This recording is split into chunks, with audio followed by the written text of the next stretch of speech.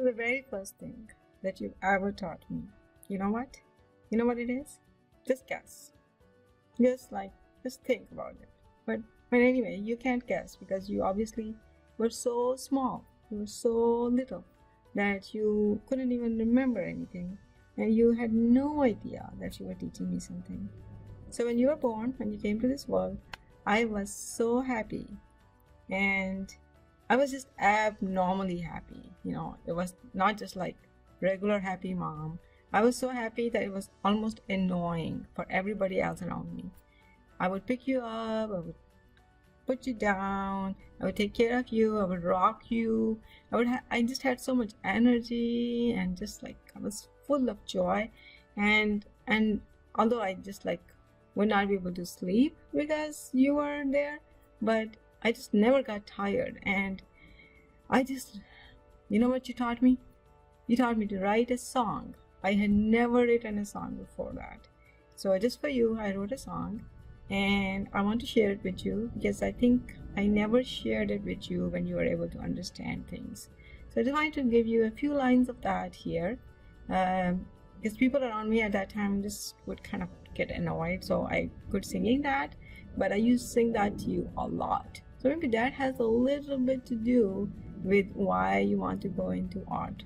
But anyway, maybe not. But anyway, so the song was, it went like this, just at least the first part. My little boy is the apple of my eyes, a bundle of joy is the love of my heart. You like it? Well, even if you don't like it, it was just for you. So no, for nobody else. And I think nobody's ever written a song for you. It's kind of special in that way. So anyway, just want to let you know I still love you the same way. Not more, not less, just the same odd way, just the crazy way. Love you, Zaki. Zaki, when you were like about a year old, you weren't quite a year old yet. You know who came to see you? Do you remember? Well, actually, you do remember. I thought for a long time that you wouldn't remember anything from that time in your life, but you remember because you were almost a year old and we were getting ready to celebrate your first birthday. And guess what? Who came to see you? Umar and Sadia Khala and Shani Bhai. So they came to see you, and you of course didn't know Umar before that, and I hadn't talked to you about Umar before that. But when they got there, as soon as you saw Umar, I can't tell you, I couldn't believe, and Sadia Khala could not believe, that you guys just connected so well. It looked almost like you'd been friends forever, like in your previous lives or something, and you were like just like brothers, and you were like so connected, and you were just like so comfortable with each other. And guess what? You couldn't even say a word. Maybe you could say a couple of words. You couldn't say many words. And although you weren't talking or speaking, but you were just like mumbling or making sounds, and it almost looked like you could perfectly understand each other. And it was so cute, so adorable. And you know what's the best part? Now, this is just a simple, straightforward thing. It's like kind of an ordinary thing, according to you. Like everything is just ordinary, right? But you know what? Years later, like about 7 or 8 years later, when you were about maybe 8 years old, what happened was, one time you said to me, Mama, I miss Umar. And you were kind of sad because we weren't with Umar at that time. So I just kind of wanted to diffuse the situation. So I asked you, why Zaki? Why you miss Umar? What's so special about Umar? And you know what you said? You said, Umar is the first person who ever made friends with me. He was my first friend ever. He was my only friend. He was the first one who ever understood me.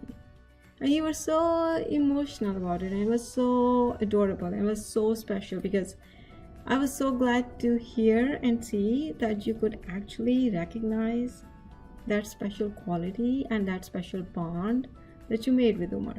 And that bond is still there. And I'm so proud of you, both of you. And I wish it could always stay the same. And I think it will, because it is so special. Love you. Hi, Zaki. Okay, so one new thing, one thing today. So one thing that you taught me was when you were really, really small, and you were just you were not even a year and a half yet. You were barely a little over a year old. You could stand, you could run a little bit, but you couldn't jump. You couldn't do jumping jacks yet. And I had started my job, my residency, and it was so hectic. I was busy all the time. I would just go to work and sometimes would just not see you for long time periods, and I would just miss you so much. But then I started this rotation where I had a little bit time at lunch. So we had a lunch hour, full lunch hour, which was kind of unusual. And I decided, okay, you know what, it takes me about 20 minutes to drive home, and maybe 23 and a half sometimes. And if it's snowing, which it used to snow a lot, it's a little bit more, and then it would be about that much time to go back. But then I'll be left with between 15 to 20 minutes to spend with you, if I could do that every day. And then not knowing if you would be napping at that time when I would come home, or you'd be sleeping or deeply, or you'd be doing whatever. I would never know if I'll even be able to get to see you as awake and enjoy that time. But I had, just shouldn't worry about the calculations. Let me just go ahead and do it. So I would just get out every day and just come home at noon. And you used to be with grandma, my mom was staying with us for some time, so you would just stay with her.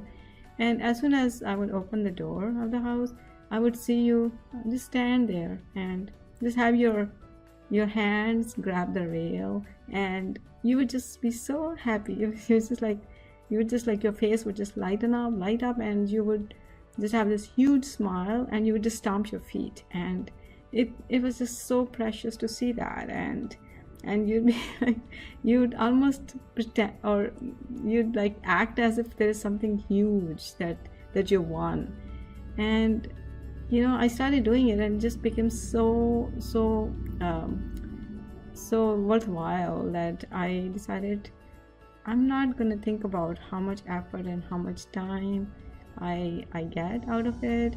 I'm not going to do any of the calculations, because you know what, when I see my little boy, he doesn't think about those calculations at all.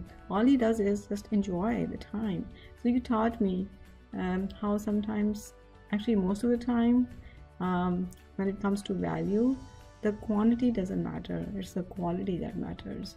So no matter how much time I have, I'm going to go ahead and spend with you, regardless of how much effort I'm going to put in it. So I think it was a very good lesson. So thank you for teaching me that. Okay, love you. So usually people don't remember the first word or the first sentence or anything that they say. But you know what? I think you remember, because I think you said it on purpose. You know why? Because you've said it many times since then also, okay? So the first word that I heard coming out of your mouth that was intelligible was, guess what? It was 99999. You don't say that anymore, because now you just say no if you have to. Or sometimes you don't even have to say no, because I just know when you say no or when you mean no.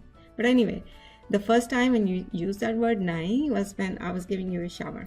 And so I was trying to give you a shower, and just like a lot of other kids, you didn't like it. And I just couldn't believe my ears. You just said 99999. So, and you know what? You were so convincing even then that I almost didn't give you a shower, but then I did. So anyway, that's kind of goofy. I think I'll scratch it. Have you ever heard the expression that the ground slipped underneath my feet? I think you have heard it. So this is like when you're like really, really scared, and something happens where you just get so nervous, like your sympathetic response just kind of shoots, and just people just kind of get really scared. So it happens sometimes, and you actually literally feel that the ground is slipping, and there's like there's nothing, and there's nothing supporting you. So it doesn't really happen to everybody, but if you do feel it, then you know exactly what I'm talking about. So it had never happened to me before, but when you were about 9 months old and we were flying back from Dubai, I had taken a trip to Dubai with you. So we were coming back, and at the airport I was carrying you, and then I had a cart. So first I had you in the cart, then I carried you because you just kind of started to move a lot. So I just kind of carried you, and I started to push the cart, and we were on the 3rd or the 4th floor, and all of a sudden you just kind of started to get restless. So I put you back in the cart, and at that time you had not started to walk yet because you were just barely 9 months old, or maybe 10 months old. So what I did was it was like, okay, I kind of just like thought that, okay, assume that you are not going to walk or get up because you just didn't have that strength yet.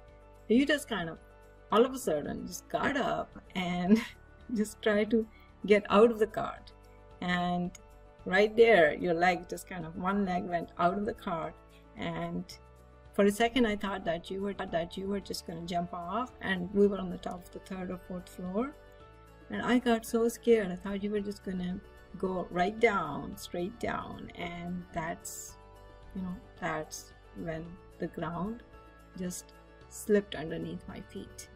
I was so scared. I just lost the tone from my legs. I grabbed you, I put you next to me, and I just sat down. I just literally sat down. I couldn't move for a few minutes. So thank you for teaching me that. Okay, love you. So do you remember when you were really little, when you were like, in those times when you were maybe 4 or 5, actually not even 5 yet, and that's when you had not started going to school yet, and you would just kind of play these video games. There were all kinds of different video games, and you were so small that you couldn't sit on the chair properly, where most of the time I was sitting on the chair and you would sit in my lap, and then you would just play all kinds of video games. So one of the ones that I remember was Snail Mail. So you remember playing Snail Mail, and you just like figured out that if Mama is holding my hand and is putting her hand on top of my hand when I'm playing the video game, then I just win more easily. So then what would happen would be, you'd say, Mama, help me, you have to help me win. And then whatever else was going on at that time, you would just ignore that. Like, you wouldn't care if you're hungry, you wouldn't care if you're tired. You would just, as soon as I would come home from work, you would just want me to sit on the chair with you in my lap, and then we would just play the Snail Mail. And so that's how we kind of spent our evenings a lot of the time. It was a lot of fun, but it also basically meant that I was just going to be sitting there helping you, and you were just so adorable at that time. So when you were young, when you were like maybe 4 or 5, not even that old yet, and remember everything we had in the house, like everything for you we had in the house was all Spider-Man. So it was all things Spider-Man. Your bed sheets, your bed covers, your pillow cover, your cup and plate and spoon, your toothbrush, your toothpaste, your backpack. Oh my god, I'm not gonna name every single thing, but everything was Spider-Man, right? And I'm so goofy. I'm such a goof. Oh my god, I didn't realize, or maybe I did. I didn't realize how much you like Spider-Man, how much you must have loved Spider-Man, because whenever we went for shopping, you would just get everything Spider-Man, and I would buy everything Spider-Man for you. So one day at night, I was reading stories. I was reading you like bedtime stories like we normally used to do. And I just, out of like thoughtlessness, which usually I'm not thinking when I'm talking because I don't do the two together, I just said something that was like funny about Spider-Man. I didn't even think it was, that funny in a negative way, but I was just making fun. And all of a sudden, you just like stopped drinking your milk, and you just had this pause on your face, and you were not animated anymore. And I was reading you the story, and I'm like, all of a sudden, what happened? Like his facial expression changed, and then a second later, tears they started to drip down, and I'm like, what's wrong? And you said, Mama. I'm like, Zaki, what happened? You have pain or what? What's wrong? You said, you hurt my feelings. You know how much I love Spider-Man. I'm like, Zaki, I'm so sorry. And I actually apologized to you, but I feel like I didn't really do that good of a job because you were so sensitive about Spider-Man. So if I didn't do a good job, please accept my apology.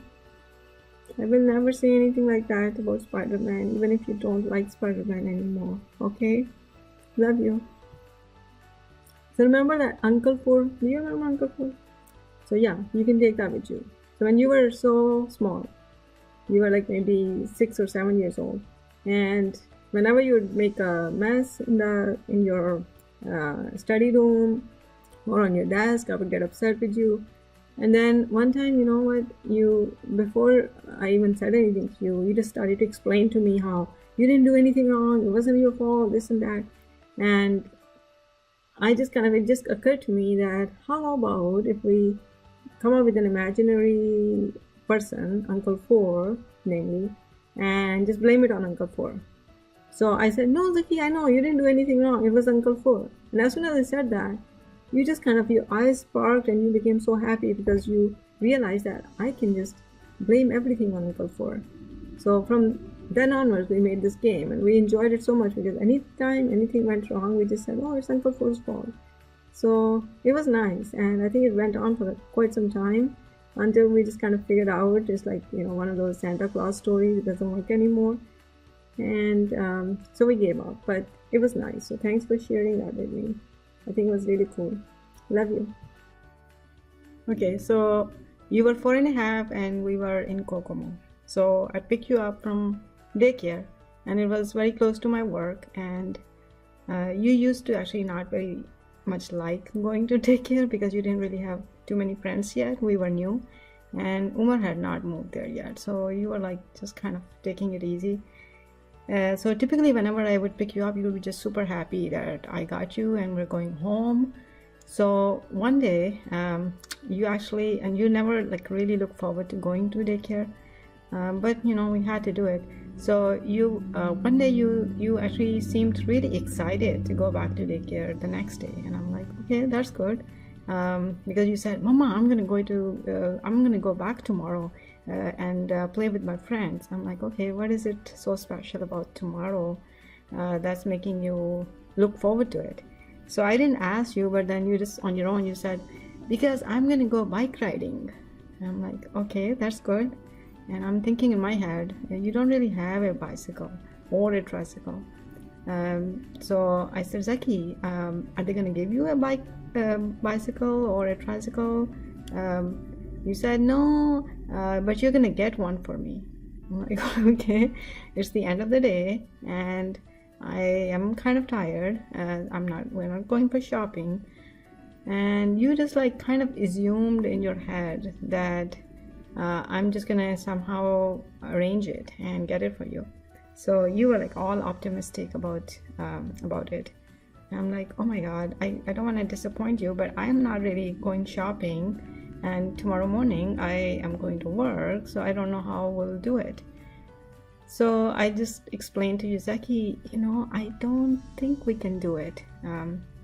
And you're like, you had this look on your face with your eyes, those typical eyes, and I couldn't take it. So I said, okay, you know what, I'll when I drop you off, I'll go to work, and then what I'll do, I'll take lunch break, and then I'll go to the store and get your tricycle and drop it off at your daycare, and then you'll have fun with your friends.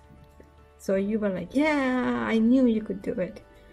And I was like, okay, that's good. And so the next day, I dropped you off, I went to work, and I had a very, very busy day. So to be honest, I forgot that I was supposed to take lunch break and go get it.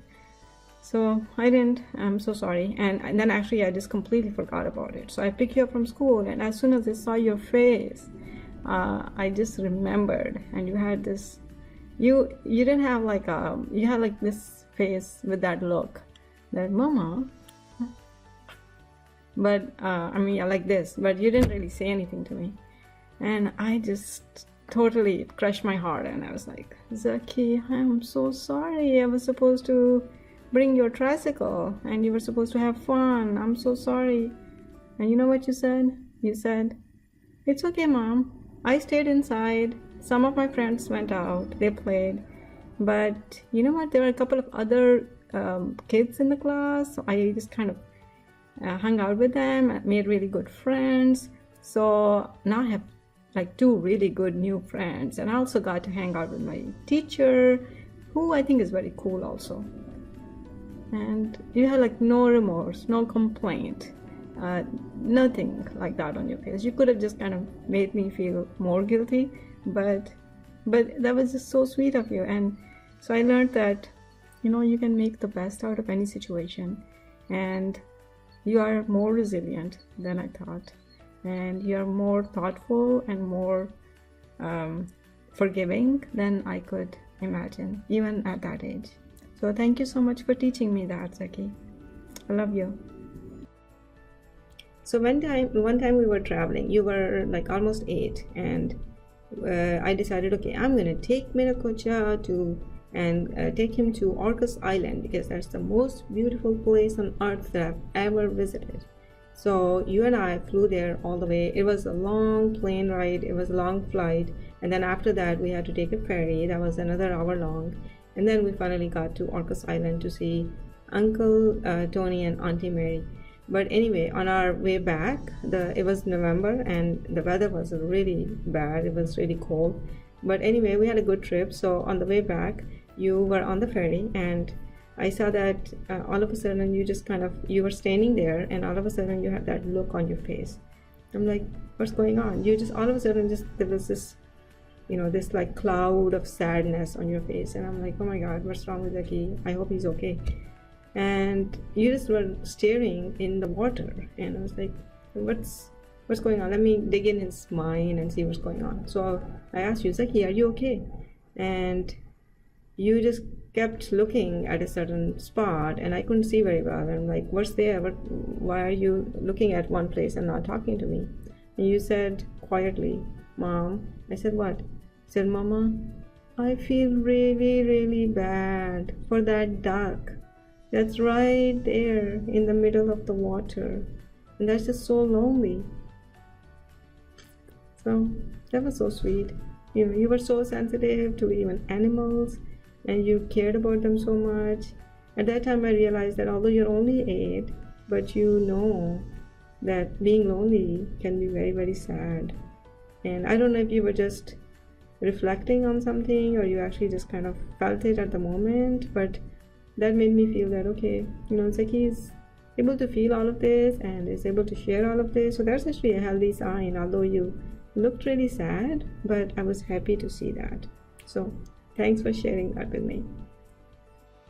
So one time when you were so young, you were maybe like 8 or 9 years old, and I was teaching children's classes, and you were a part of the children's class. You were also in the class, and we used to have these classes at the Baha'i Center where it was all about values. I was teaching them.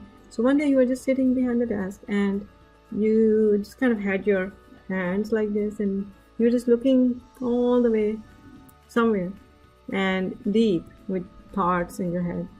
And I said, Zaki, what are you thinking? And we were talking about human beings and life and human values.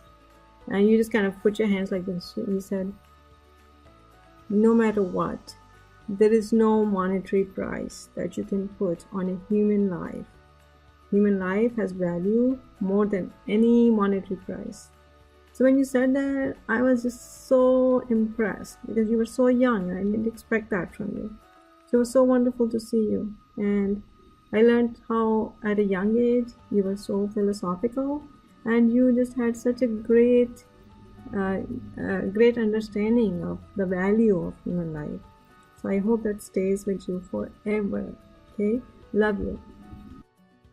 So one time I was driving and you were in the back seat, and guess what? I was trying to focus on something, and you were trying to play with your one of those swords that you had with you. Those those like swords that I don't even remember what to call them, but anyway, you were just playing with a toy and you just would not stop, and I just asked you, Zaki, stop, it's distracting me, Zaki, stop. But anyway, we went back and forth like we always used to do, and you just wouldn't stop. So I just got annoyed, and as just like any other mom who just kind of loses patience, I just said, Zaki, if you don't stop right now, I am going to take this and throw it out the window, and there will go your toy and you won't be able to play anymore. I wasn't as calm as I am now. I was actually quite upset, and I actually made sure that you understand I was upset. And I was like really, really stern. But you know what you said? I was expecting you would like either cry, or you would snap back at me, or you would say, no, you can't do it, or this or that. But you were just very calm. So in a calm tone and a calm voice, you said, Mama, I have known you for 9 years in my life, and I know you're not gonna do this. So you had so much confidence in me, and you were actually only 9 years old. So it looked to me that you had been, since you'd been born, you'd been really just observing and watching and just making and just kind of keeping a track of everything. So you had this whole confidence and this trust that I wasn't going to do it. So you taught me how to count on anyone and how to trust your intuition and your impression of anyone. So anyway, you were right, just like almost all other times, or almost any other time. You were right this time also. So I didn't throw your toy out the window because I was never going to do that. But then I learned not to say anything to you, which I am not going to do, because those false threats, they don't work. And they never did for you. And I never really had real threats for you. So guess what? Threatening was over from that day. So thanks for teaching me that. Love you. So one time we were driving to Nashville. So we decided, okay, you and I will just drive to Nashville and we'll go see Umar and Sadia Khala and Shani Bai, your Khalu. So the plan was that we were gonna take a trip where we're gonna stay at a hotel overnight. So I was gonna drive 5 hours before overnight stay and 5 hours after. And that was the plan. So we're all on board. But as soon as we got to the hotel, as soon as we checked in, you sat on the bed and you said, Mama, I want to be there today. I'm like, really, Zaki? You really expect me to drive all the way there? And you know what? You didn't say anything. But you had these, literally, these big, like the size of 2 peas, tears, like right here, kind of dribbling, not just one on each eye. So first I thought, okay, it would be 1 tear per eye, but then it just started running down and down and down and down. And you just like sat there. But to be fair to you, you weren't trying to make me feel bad. You just were crying. I said, okay, I can't see that. No, there's no way I'm going to see that. I'm like, okay, let's pack up, let's go. So we packed up and we just left. And so we started to drive, and you were, I could tell you were just like so calm and happy. But then toward the end, when it was time close to being at their place, you just looked at me, and I wasn't, for whatever reason, I was just totally focused on the road because I think I was sleep deprived and I was just trying to make sure I get there on time and safe. But you just started to worry about me, and you said, Mama, are you okay? I'm like, why are you asking? I mean, like, you're only 9 years old. So he said, Mama, blink, because I want to make sure you're okay. So I blinked, and you were happy that I was okay. But I was so glad to see that although you were so young and you're all like totally mentally occupied with the idea of seeing Umar and getting excited about it, but you also cared so much about how I was feeling at that time and if I was okay. Maybe it just had to do with the fact that you wanted to make sure we were actually, all of us were okay and safe. But anyway, it was very sweet and it was very cherishable. Just that drive was just very enjoyable. So thank you for being there with me all the time. Love you, Zaki. There is no shortage of convincing powers in you. Okay? Do you understand that? So when you were not even 10 yet, maybe you were 10 or 11, and we had these all sorts of like consoles in the house. So we had Wii console, the Wii craze that was going on in the nation. Everybody was playing Wii games. So we had this ping pong game in that, we had golf, we had tennis, we had all kinds of games, and you would play all the time. And it was actually good because it was a little bit physical activity.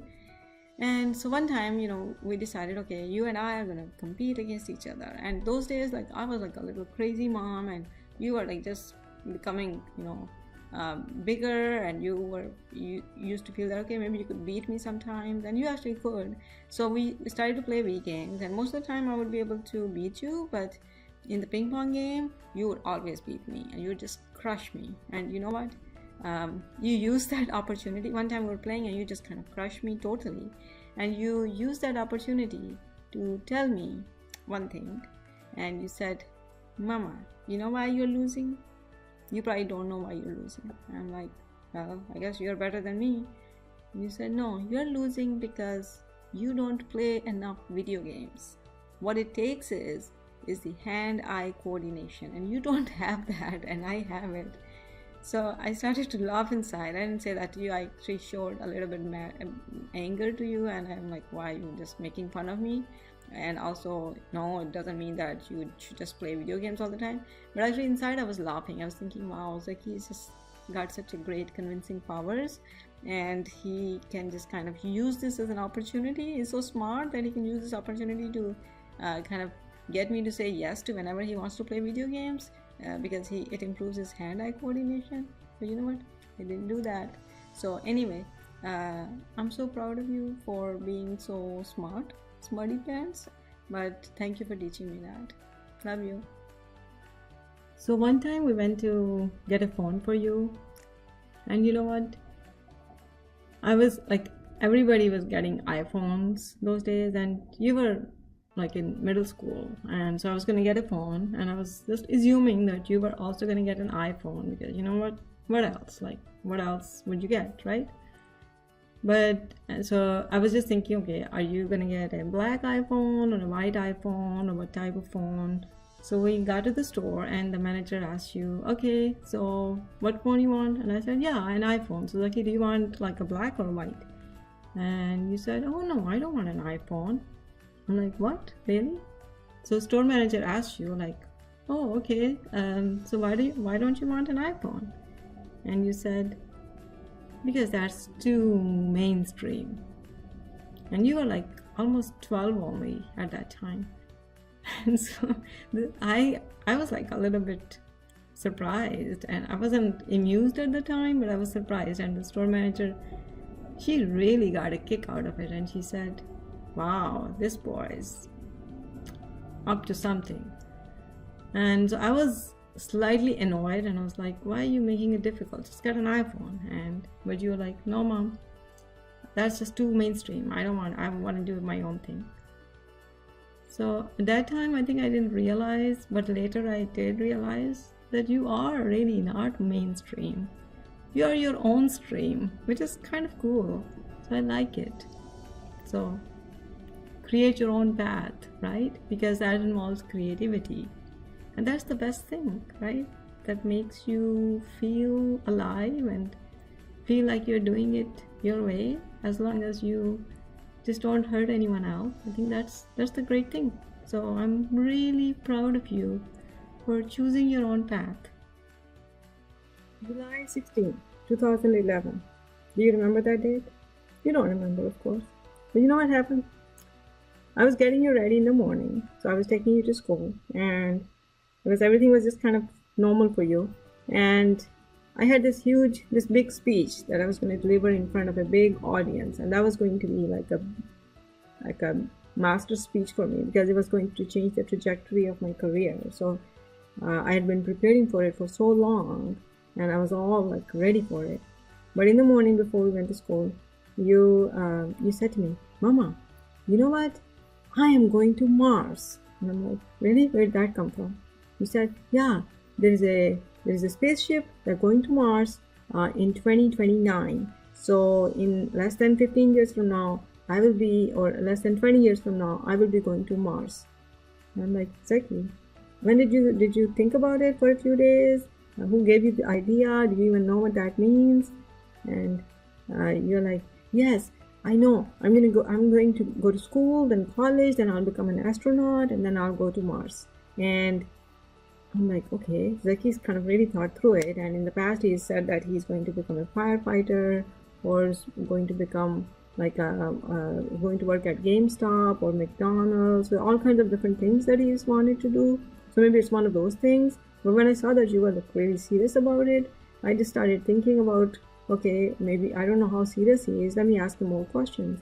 I'm like, okay, so what does that mean? Why you want to do that? You're like, because I had enough of it on the Earth, so I'm just gonna go. It's gonna be a one-way trip to Mars. I'm like, you're gonna go one way, you're not coming back, so what do you mean? Like, what do I do? Like, can I go with you, maybe? And you're like, "No, Mom, you can't go, because you're too old." And I'm like, "Not that old," but, and you're like, "No, because you're not even an astronaut, you're just a doctor. A doctor can't do anything." I'm like, "Well, maybe doctors can do something over there too." And you're like, no, I'm just gonna go there with people who are trained with me, and our crew is just gonna go there and not come back. And you were just so determined. And so I was getting late for work, so I was like, okay, let me take you to work. So I went to work, I dropped you off, went to work, and the whole time I was giving my speech, my heart was pounding. I was like, oh, Zaki, serious. My face was flushed, my mouth was so dry, I was like shaking, and I just had terrible feeling that, oh my God, Zaki is gonna go to Mars, and I don't know, he's determined, I don't know if he's really serious about it. Well, I delivered the speech, and everybody came down and said, oh, how wonderful it was. Of course, the preparation was good, but I was super scared. Anyway, I left work, and then I came home, and I picked you up, and I was still so worried. But you know what? You just didn't even think about it anymore. You just didn't even say any word about it. You just started playing your video games. So for the first time, I just thought, for just that one time, and never after that, never before that, I thought maybe playing video games is not that bad of an idea. So, thanks. Thanks for sharing that scary thought with me. Okay? Love you. So this is when you got older, and the day when I realized that your vocabulary is now bigger than my vocabulary, that was the day when I thought, okay, Zaki's grown up. So what happened was, we went to a place where it was the post office, and this guy who was handling mail, something happened where I was trying to, this is what happened. I was trying to put a hold on my mail because we were moving from one house to another. And so you were actually old enough at that time to kind of go with me and just kind of navigate the process. So we were trying to put a hold on the mail. And the post office, it was a guy who was standing there, and the person behind me requested to put a hold on the mail, and this guy said, yeah, that's okay, and just signed everything. And then I went up there and I said, okay, can I get a hold put on my mail because we are moving? And he said, no, you can't do that. I'm like, what do you mean? He said, no, you can't do that. You just have to come, you have to go collect your mail from the old house whenever you need it. We can't do that. I'm like, you just did that for that other guy. So I didn't say that to him, but I was really upset. Why are you discriminating, or why are you not letting me do this? I didn't say anything to him, but I was like, okay, I guess we can do it. So I left, and you left with me, and I was visibly upset, and you kind of realized that, okay, I was upset. And I said, Zaki, why do you think this person didn't let me put a hold on the mail? And you said, Mom, don't worry about it.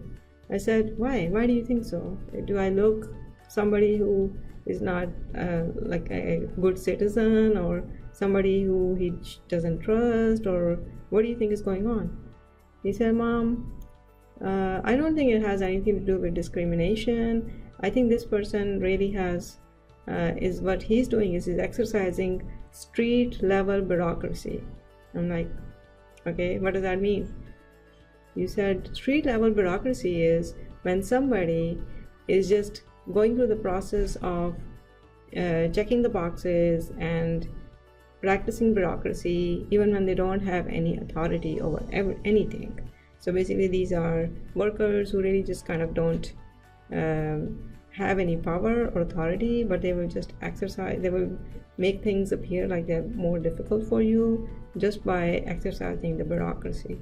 But anyway, I'm not even making sense right now because I really quite didn't understand it. But what I understood that day was that now your vocabulary is bigger than my vocabulary. So guess what? You're a big guy. And this is when you were 15. So thanks for teaching me that term, street level bureaucracy. So one time I walked into your room and I was just cleaning your room, so I saw a book on one of the countertops, and this was your Oak Ridge yearbook. I'm like, okay, like he got it from school, and no big deal. But I thought, okay, let me see what's in it, let me just kind of browse through it. So I just opened it, and I didn't even know how long it had been sitting there, probably just a few days. But I opened it and I just landed, and this was like thick book. It's like about more than 100 pages, like it was a really thick book, and glossy papers and all that stuff, good stuff. So I just accidentally, just when I opened it, I landed on that page. That page had your full page photo just painted on it, like it was on the glossy page with the full article about you. I'm like, what? And this was just one of the best pictures of you, actually the best picture I would say, where you were doing a tennis shot, and it was just the most impressive tennis shot I've ever seen. Granted, I haven't seen many, but anyway, it was the best. And the story, the article about you was also great. It had your quotes, everything about you, and how Zaki, it looked like it was like a superstar, article, and you are like the superstar in your school. You are the #1 tennis player. And I looked at it and I just tremendously enjoyed it. It was just lovely, and I was so glad. So thanks for that. But I started thinking, oh my God, Zaki actually didn't share it with me. I just accidentally landed on it. And why didn't he even tell me? Well, I closed the book and I went up, and when you came home, I asked you, Zaki, what is that book doing there? When did you bring it home? He said, oh yeah, I got it a few days ago. And I was like, why didn't you tell me? You're like, there was nothing big. I was like, Zaki, did you see that article? I thought maybe you actually didn't even see it, and maybe somebody posted an article about you and put a picture there and didn't even tell you. And you said, oh yeah, that picture, somebody took it one time and I think they just put it in the book. I'm like, Zaki, if I was you, I would be just doing this, showing you to everybody. You are so humble, and that was actually really good. That's a great quality that only you have between you and me. So keep it there, okay? It's great. It's lovely. Love you, better. So sometimes, there's one thing that I wanted to just bring up that I think nobody really notices about you, and you also didn't realize until I actually mentioned it to you, but I think it's like really kind of funny and a little bit goofy, and it's kind of amusing and entertaining all at the same time. So did I get your curiosity up there? If not, okay, so this was this. So you know that thing that you do that's just so special to just you, nobody else does that. And that is when you self-talk just for therapeutic reasons. So what happens is like something happens during the day, and then you just kind of go back and reflect on it, but then you just you self-talk, and it just becomes very obvious in the middle of that self-talk that all you're trying to do is just make yourself feel better about it. So an example would be like, you would come home and you'd say, okay mom, I got this test and I got like almost an A plus. So when you say that, then obviously it means to me that you didn't really get an A plus, so you got something other than A plus. And then I'm usually only hoping that it was A or A minus. And then sometimes you say, yeah, I got like an A minus, but you know, I almost got an A plus, and I could, and granted, and this is how your self-talk then goes. And actually, I can look at it, and I did pretty good on this, this, and this. These were pretty tough questions, and you know what? Granted, I actually didn't really sleep very much last night, and also, you know, this was one of the first tests. And by the way, Mr. So-and-so is so tough on giving grades. So putting all things together, I actually didn't do very bad, and only one other girl who all she knows is to study, she was the only one who got an A plus, and nobody else did. So then this kind of counts as the top of the class thing. And you say it all, and almost seems like you are trying to convince yourself that you actually performed better than you actually did. It just kind of looks very funny because you know very well that it wouldn't matter to me as much, because I count on you, I trust you, and I know that you try to do your best. And the difference between A plus and A is just a tiny bit, and in the big scheme of things it's not going to really matter that much. But it's really good that you are able to reflect on it and do self-therapy, which, you know, it costs people a lot of money to go to a therapist and do self-therapy. So I'm glad you have that habit and that characteristic, and you also have that quality to be able to do it yourself. So yeah, keep it up. So you didn't tell me. You know what you didn't tell me? Of course you don't know what you didn't tell me, because if you had told me, you would have known. Well, I don't know. But you didn't tell me that you've been mentoring the next generation kids. So for a long time, I would wonder, like, why is it that Zaki just doesn't come home on time on a certain day of the week? Like, I'm waiting for him and trying to get the food ready and this and that. So I was kind of getting upset with you. But then one day you just told me that for a long time you've been mentoring these kids because you wanted to make sure that they get a good experience in tennis. So you were teaching them how to play tennis. And so this was your volunteer work, and you didn't even tell me. So they're not very rich kids, so they're poor kids. They don't have any other opportunity. So you were just teaching them and inspiring them and coaching them through all of this. That is just such a wonderful thing. But so I'm so proud of you. But you know what? At the same time, I'm a little bit upset. Why? In future, when you do something like this, no matter how humble you are, you just tell me, okay? Because I want to know, so that I can support you. Okay? Love you. You know, one time, it wasn't too long ago. Actually, we had just moved to this house. It was only like about 2 years ago. So we moved to this house, and I said to you, Zaki, you know, it's taking forever for this company to come and hang our curtains. And we were just sleeping in the house with no curtains, and it was kind of hard. We have so many windows in the house. So you said, you know what, Mom? Don't worry, I'll get my friends, I'll arrange for it, and they'll come and hang all the curtains. And we have so many windows. And I'm like, okay, yeah, he's gonna do that. Like, I didn't really think you were gonna be able to do it. But that weekend, I woke up, and I had already made arrangements for somebody to come and hang the curtains. But that weekend, I woke up, and somebody knocked at the door. So we went to open the door. You were still sleeping. So one of your friends came in. And then a minute later, another one. And then all of a sudden, within a span of a few minutes, 10 of your friends came to our house. And they started to hang curtains. They said, we are here to hang curtains. And you woke up and you're all like, we're going to hang curtains. I'm like, wow, that's interesting. Let's see how that goes. And all of your friends spent all day to hang the curtains. And it was so nice, because by the end of the day, the house looked so beautiful. And the curtains were there, they were hung. And I asked you, like, Zaki, how did you make it happen? You're like, I just asked them to do this for me and they just came.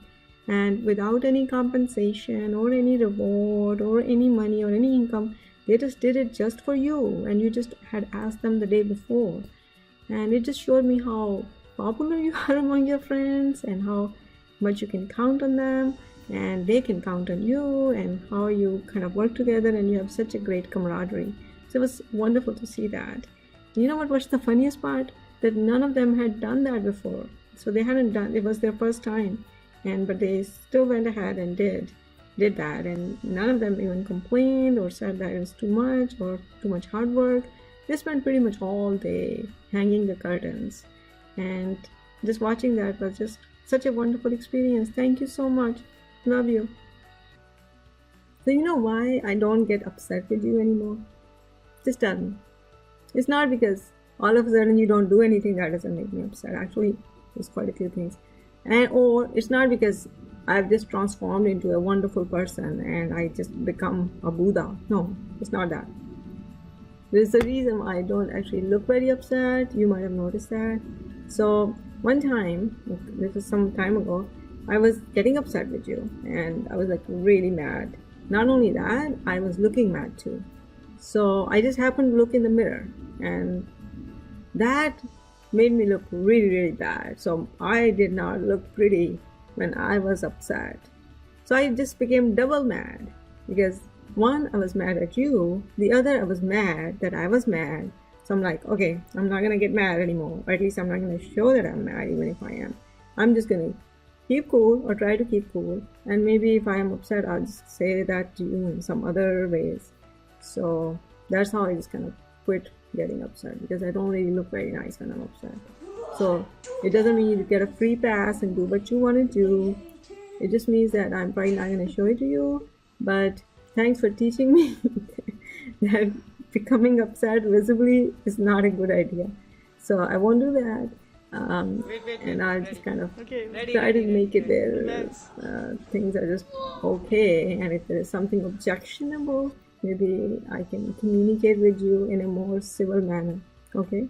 So thanks. That was a confession. Love you. So I didn't know that Naruto was such a big part of your life. So one time, not too long ago, and actually it was a few years ago, you told me, Mama, have you ever watched Naruto's videos? And I said, not really. I think I might have just kind of watched you watch those videos. You said, Mom, you have to watch it because you'll notice something really cool. That Naruto really, really counts on his friends, and his friends count on him. And they have such a strong friendship and bond and camaraderie, and I feel like I am who I am because of Naruto. And then I saw that you and Umar watch Naruto all the time together, and you watch more than 500 episodes of Naruto. I didn't really realize that. So I started watching it, and that's kind of how it explained to me how Naruto is like infused in your personality. And it's great because he does have quite a few great personality traits. He's a little bit quirky, but that's okay, you know. So thanks for sharing that with me, because it's wonderful to see that you have some of those beautiful qualities, and I hope that you'll carry them. I can already see that in you. So I hope you will continue to carry them, and you'll have great friends and great friendships and great bonds, because that's what makes the life really a beautiful life. Love you. Remember that conversation we had about the beaten path? That was not too long ago. It was actually, I think, one of the most recent conversations we had. When we talked. Yes, and it went and on and on and on. It went for a long time, but I'm not going to go into the details. But the gist of that conversation was that you said, Mom, if I'm not doing what everybody expects me to do, and I'm going to just do my thing, then what's wrong with that? And I said, Zaki, there's nothing wrong with that. The only thing is that there is a sense of security when you do things that the mob is doing or the crowd is doing or everybody else is doing. That's the proven path. So if you follow a proven path, then you don't have that feeling of insecurity. You don't feel as scared. You have a sense of safety because you know that you're going to get the same outcome or similar outcome that everybody else is getting. So why not just pursue that? For example, in our culture, everybody wants to just get their kids to become engineers or doctors or lawyers or somebody who's or follow a path that is kind of a proven path, or in other words, beaten path, right? So there is a sense of security. So that's the only thing. There's nothing wrong in doing your own thing. And you said, you know what you said? You said something that was profoundly deep, philosophical, and thought-provoking. And I just could not believe that I heard that from you. And I was so glad afterward, because it made me realize how mature you are in your thinking, and that I could actually trust that you will just make the right decisions. So this is what you said. You said, Mom, you actually said that everybody is on their path, and for any person, for that one person, every path, every other person's path is a beaten path. So no matter what you do, it's going to be your own path.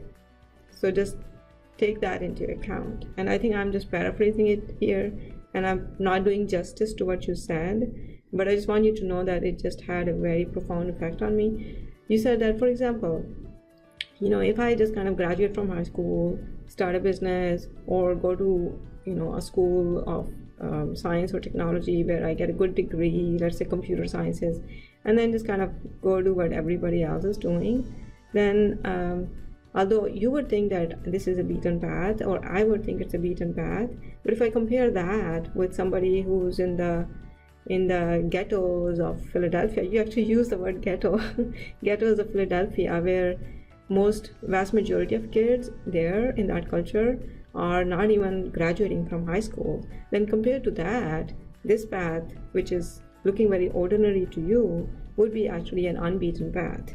So to put that in this perspective of what I'm trying to do here, I'm trying to create a path for me, or a career for me, that is unbeaten, that people have not followed, that is unique, that is seemingly different from everybody else, but it's no different from anybody else's path, because it is the same unbeaten path that other people have followed compared to other people. So basically the gist of the story is that every path is unbeaten path. When you said, when I came to the United States with a degree and education, not even a degree actually, I had education, but a degree that I had to pursue then or get recognized, I pursued it, and although psychologically I felt that this should be a very safe path, but it was also an unbeaten path, because most people in my situation had not done that yet. So there should have been a sense of insecurity. There should be a sense of insecurity from this logic for everybody who's following any path, because nobody knows what's going to happen and what's laying there for them in future. So in a sense, every path is an unbeaten path, and if you take that notion, then you should just be okay and just be cool with it, because guess what, there is no security right anywhere. So that was a really profound lesson, and I did not put it in the right words, but I think you got my point. So thank you for sharing that with me, because that was one of the most philosophical things that you've said. Yes. Or at least I have grappled or understood. So thanks. So one time we were talking, and you just told me I was still not very convinced that you are going in the right profession, because I wasn't sure what was the foundation, the motivation behind it. So we were talking, and I said, Zaki, tell me, what really inspired you, what really motivates you to do what you want to do? And you said, one time I was just waiting for this movie to come out, and I can't even remember what movie, because I'm so bad with movies, so I can't remember the name of the movie. And you said, I was just anticipating, I was just thinking about it coming out, and I was going to just, that moment, as soon as it is released, I was going to watch it, and Umar was going to watch it with me. And Umar was actually not even with you, he was sitting in his house, but you are both going to watch it together in your own houses and with the headphones, so you could just talk to each other. And you said, as soon as the movie was released, and I started to watch it, it brought so much happiness to me, and I was just so glad. It was just so much joy that that moment I felt like, you know what, I want to do this for other people. I want to bring joy, albeit for a short time period. I want to bring joy and those memories to other people, the kids, the teenagers, and even the adults. I want to do that. And maybe I can bring my creativity into it and my synthesis into it and make a career out of it. So, Zaki, when you shared that with me, you know what? It was like maybe 2 years ago you shared it with me. It really informed me how your motivation is just so real and is so worthwhile. It's so noble, and it's really a very noble motivation. It's not different from somebody saying, I want to grow up and become a doctor because I want to help the suffering, or I want to become a scientist because I want to move the human potential forward. It's not different from those noble professions. This is also a very noble profession if you do it with the right mind, with the right intentions, and for the goodwill of other people. So thank you for sharing that with me. Thank you for teaching me that good can come out from many different places. And growing up, we didn't really realize it, but now I understand it. And from that point onwards, you must have noticed that I support you not only 100%, but 110%. And I will always support you. I'm your biggest supporter, okay? Just keep that in mind. Love you. You know this letter that you wrote for me? When I read it, you know, this long letter from you, you probably don't know, you don't realize, but this is one of the most valuable and most precious things for me in my life.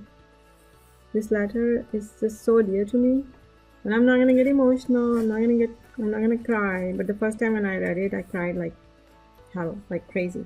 But anyway, thank you so much for writing it for me. Thank you so much for trusting me to be your mom. Thank you so much for trusting me to take care of you and raise you. And thank you so much for expressing how you feel about everything. I had so much. Well, I'm not gonna say much. I'm not gonna say much. This letter basically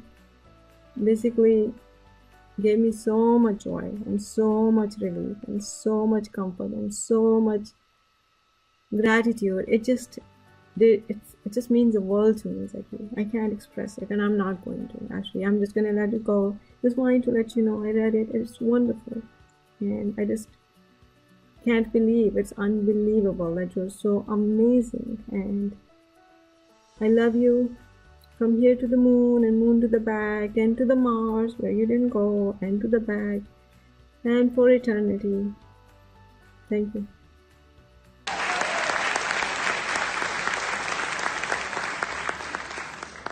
We have two most dedicated honors cinematography students, Zaki Faruqi and Joey Peterson.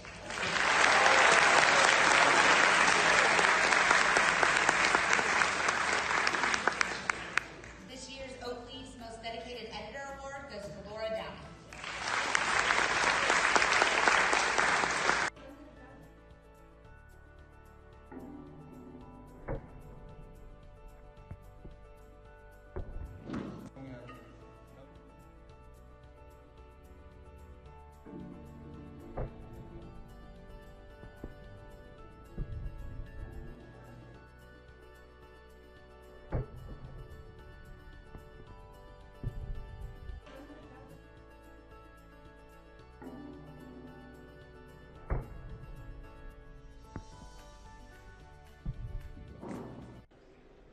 Good luck, Zaki.